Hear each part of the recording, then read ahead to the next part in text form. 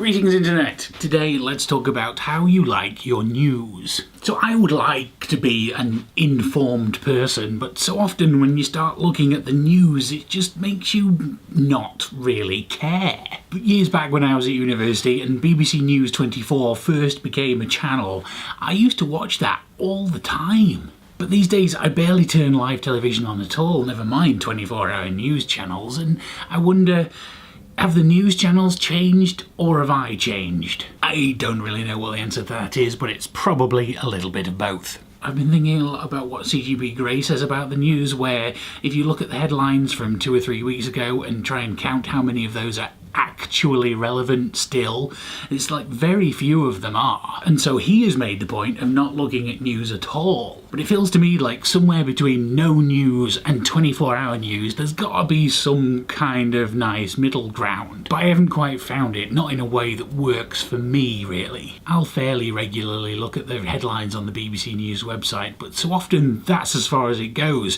None of those headlines really tempt me to read, partly because so many of them are fluff. I don't care who won at Strictly or the latest Bake Off thing. And then the news that is actually important tends to either just make you sad, angry or disappointed. I really could not care less if Donald Trump likes to watch people pee or not. Everyone has their kinks, but I guess that's slightly relevant if that's being used for political leverage of some sort. But it's like, just admit it and move on. But of course that's never going to happen, is it? In this country, trending on Twitter this morning, who won the first Prime Minister's questions of 2017? And it's like, who cares if there is a winner? Isn't this supposed to be about sensible political discussion? Who won a pointless shouting match in the House of Commons is That's probably a topic for an entirely separate video. Where is the sensible news side that's as non-biased as is possible, because every reporter is going to have some personal bias, that isn't so worried about views and ad revenue that when there's a so-called slow news day it doesn't post as much? There's no need to be constantly making up news just to fill your page up. If nothing's happened, then don't report on anything.